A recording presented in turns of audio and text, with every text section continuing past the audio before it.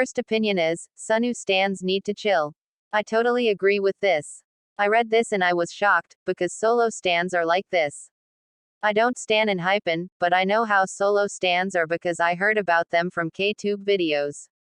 Like being a solo stan is so annoying. People like one member of a group, and hate on the other members for no reason and they're just as bad as haters.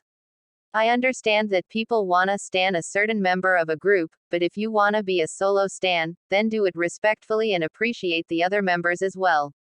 Don't hate the other members, just because you want to. It's annoying and it should stop. This is the main reason why I hate a lot of K-pop stans, because they do stupid things like this. The next opinion is, I don't get the hype around Weekly's music. Well, I would have agreed with you before, but After School exists and that song is a bop.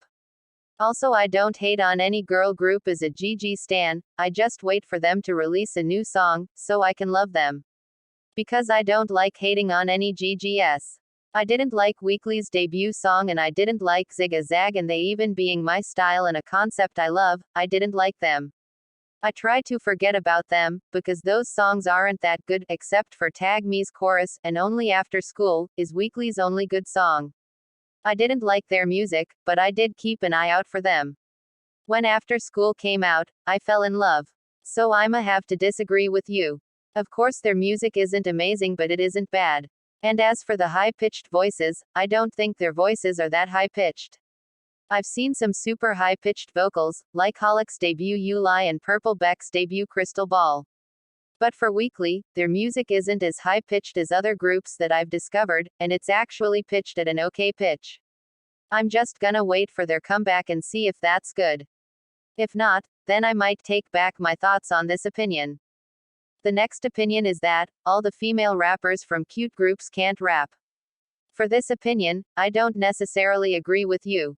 I don't know many cute girl group rappers, because I have to stan and listen to a lot of groups. But from the ones I do know who do, or have the cute concept or something that could pass as cute, have really good rappers, here are some examples.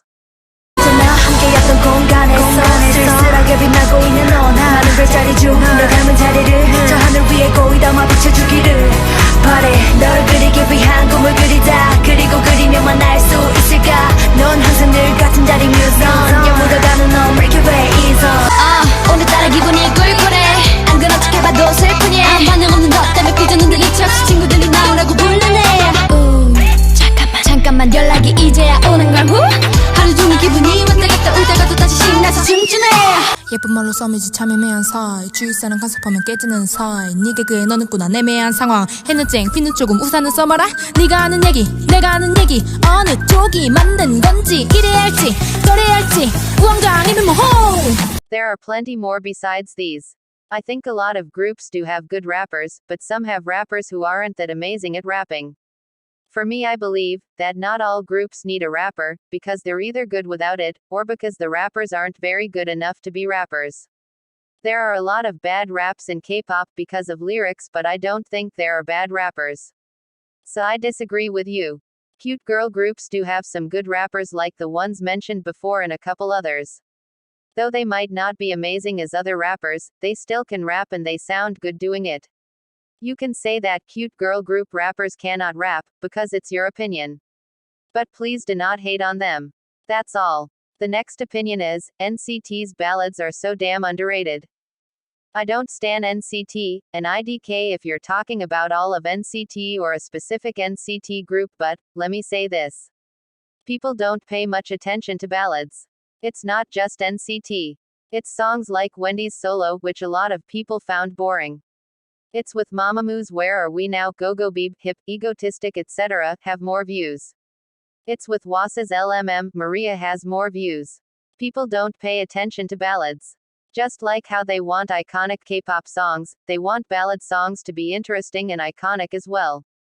People hate on noise music, but secretly end up loving them more than ballads and chill songs.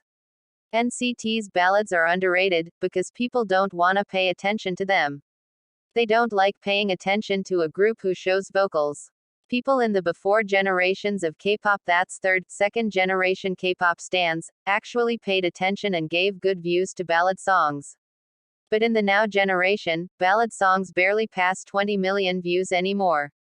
Mamamoo's Where Are We Now, Wasa's LMM, Wendy's Like Water and some others, haven't passed 15 million views, because people just don't care. Stans say that a group isn't that talented or say a group lacks in vocals, but they don't really check out songs by the groups that showcase their vocals.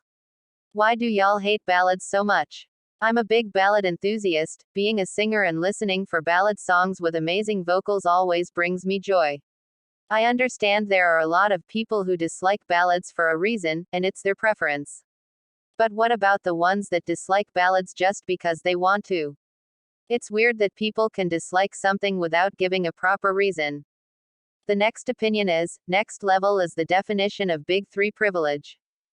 I completely agree with this one. Black Mamba is such a bop. But I cannot say the same for Next Level. Next Level would have been good as two separate songs, meaning one chill and one hard bop. But they put it into one messy ass, abruptly transition song. Truth be told, people are only streaming it and calling it a bop, because it's a Big Three song. Like this person says, if it didn't have a fancy MV, and was released by a group other than one from the Big Three, people would listen and be like, fuck no. It's true. Take for example a smaller company group. If they were to release a song like Next Level, people would say that the company is an amateur, or call the company a bad company for not providing a good song, or say, why is the company debuting a group, if they cannot give them a decent song, people will blame the company. But for aespa, a lot of people love this song because it's a Big Three song. I remember watching Sanguine Sulji's new Unpopular Opinions video and heard this, which is totally related to this opinion I'm talking about. I don't know. I feel like fans will love anything their face puts out, regardless of whether it's good or bad. Sanguine Sulji spoke facts. Literally the most popular groups of Big Three get views, because they're the Big Three.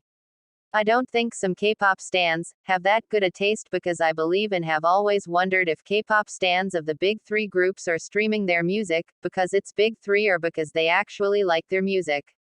Like take ITZY for example. To this day, I think Dalla Dalla wasn't that good a debut, and think it's slightly messy, especially with the chorus. But there are some people who thought of ITZY as ROTY when they debuted, and I didn't see it. There were plenty other debuts of 2019 that I discovered in 2019 or in 2020 that I liked more and were much better. For example, BVNDIT's Hocus Pocus, Aria's Moonlight Aria, and a few more. Now that I'm making a response to this opinion, it makes me wonder whether people, not all the K-pop stans but some, actually thought of ITZY as ROTY, or just said it because they're from one of the biggest companies in K-pop. IDK. The next opinion is, BTS should stop making English music. I've already talked about this in my previous Unpopular K-pop Opinions video released before this upload, but I'll say it again briefly. I agree with this. I think BTS releasing English music for Western audiences is good, but I don't like it. Because they released 3 songs with average lyrics. BTS are so good lyric-wise, but their English music isn't very good. BTS should stop releasing English music, but instead release K-pop songs with a Western sound in it, that could cater to the Western audiences. Because they sound so much nicer to listen to for me, even though I'm not an ARMY, in Korean, and their Korean lyrics are so well done. Even with their Japanese releases, their lyrics are so good. I just feel like they're not putting that much effort into their English releases, because they know fans will eat that shit up, because it's in a language they understand. So I think it's kinda similar to the Next Level opinion. Streaming a song even when it's bad. The next opinion is, most of the variety shows idols put out are boring. Well, I don't watch K-pop variety shows, but I can agree with this because I always wonder how idols on variety shows are their own channel uploaded shows. How can they laugh all the time, or how can they be funny all the time? I understand there are idols who are funny, exit on BuzzFeed, but there are always idols forcing laughter. Take me and my oldest sister for example. I don't laugh at every joke made on TV, only specific ones that I genuinely find funny. My sister laughs at every funny joke, she's genuinely laughing. This means that I do find things funny, but not funny enough to laugh at them. My sister is quite the opposite. It's the same for idols. Some idols are funny and find things funny, but some idols fake it, and just like the person said, fans act like they're the funniest people alive, because of a couple of forced jokes, and I agree. You don't have to be a hardcore reality, variety show watcher, to know that a lot of idols are forcing their jokes, even though they aren't funny. They just wanna look good on camera. Fans act like the group they stan, or the member of the group they like, or their bias is super hilarious, when in fact only a handful of those idols actually are genuinely being funny. The next opinion is, Blackpink and BTS shouldn't collab. People will ship them. I agree. I don't think a collab will be good. Whether it's a song, a dance or anything, because not only will they get shipped, people will also start fan wars for no reason, saying, BTS did better in the collab, or, Blackpink did better in the collab, or haters will come and hate on one group just because they support the other. Armies and Blinks always fighting and they're super toxic. This collab will be the breaking point of their toxicity, and it'll reach a maximum, and they'll become way toxic than they were before.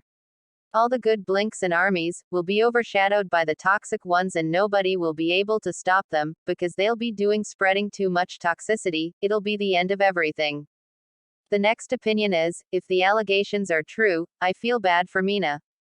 Well, for this one, IDK, what's true and what's fake? I watched Everglow Up's video called, How Mina Assassinated AOA Jimin's Reputation, and it was an eye-opener, because I learned about a lot of the story that was exaggerated by Mina about Jimin and made Jimin look really bad. For me, I know Mina was bullied by Jimin. But the amount of bullying is unsure. All I know now, is that Mina needs some help so that she can become a better person again. Also, I want Jimin to also get some help, because I believe Jimin did do some bullying, but not to the extent that Mina exposed her for, and Jimin isn't as bad of a person as Mina made her out to be, and that with a little help, both of them can be better again. I'm only saying this because I'm not sure how much Mina was actually bullied by Jimin, and maybe Jimin isn't actually that bad. The last opinion is, 4th Gen is severely lacking in vocal talent. This I don't agree on that much, because of the fact that I'm a singer and an underrated girl group stan as well as a popular one, so I know a lot of groups. For me, I don't think 4th generation is lacking in vocals that much. Yes, there are groups that don't have super amazing vocals or aren't that good vocally, but I know a lot of groups that debuted in 4th generation and have amazing talent. Here are some examples of amazing vocal talent of 4th generation. It was great at the very start. Hands on each other, couldn't stand to be far apart. Now we're picking vines, slamming doors, many flying in all of course, and I wonder why.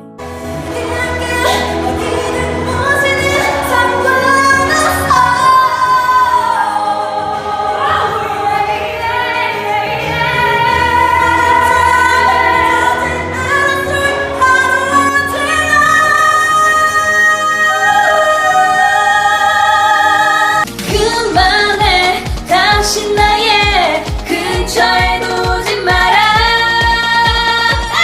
보지 말자, 또 보지 말자. 오늘이 가면 Just make it snow in California. I'd even settle for rain. Don't want them to go tomorrow morning. 모든 것이 꿈꾸는 대로 이루어지는 순간 내가 손 잡아줄게. 내가 먼저 다가갈게. I was kinda confused at first as to when 4th generation started, but I took the opinion that it started with SKZ and GIDLE. And as for the examples, I just took some of the more vocal-based songs and amazing covers and I showed y'all how they sounded. I do really believe that there's really good vocalists in 4th generation. I don't really know much about filler members and members who are not as talented, but I've heard a lot of groups sing live, especially on Arirang Radio and Music Bank, and they've sounded amazing. So I disagree to the person that said this to an extent, because I do love appreciating vocals and for every group, I always pick the best vocalist of the group, with some of them being my bias because of their vocals. So I believe there are a lot of good vocalists, with some being from good companies, and some from small companies. People just need to find out more groups and check out their live stages or live clips, and pick for themselves if they're good or not. I think that all generations have some amazing vocals and vocalists. People just need to find them out, and see for themselves. 파란 하늘 아래 같이 걸으며 이 바다에 함께 몸을 적시며 매일이 새로운 것들 바라보며 말해 나의 여름을 잘 부탁해 미워 아무리 내 맘을 표현해도 뭔데 너 자꾸 애가 타게 해